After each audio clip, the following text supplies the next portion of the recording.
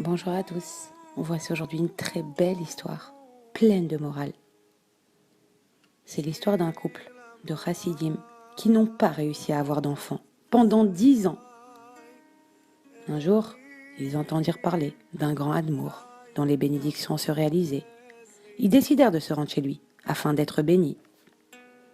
Ils se présentèrent au rabbi, lui racontèrent leur détresse et demandèrent une bénédiction pour être délivrés rapidement.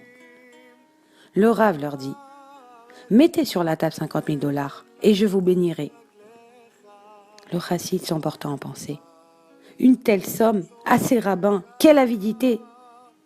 Et envers sa femme, contrarié, en colère: « Laissez-moi tranquille, je ne veux pas d'enfant, je ne veux plus entendre parler des rabbins, je ne veux rien. » Les chassidim de l'Admour étaient très étonnés. Ils savaient bien que le saint rabbi ne demandait jamais d'argent. Entre-temps, le couple quitta la pièce de l'Admour et entrèrent dans une autre chambre. Ils y tombèrent en pleurs. Même le rabbi ne les aidait pas. Tout en pleurant, ils se dirent: « Si le Saint béni soit-il le veut, nous aurons des enfants, sans la bénédiction de Rav. » Ils pleurèrent ainsi pendant plus d'1 heure. Moins d'1 mois plus tard, la femme tombait enceinte. Et avec bonheur, dans la même année, elle mit au monde un fils.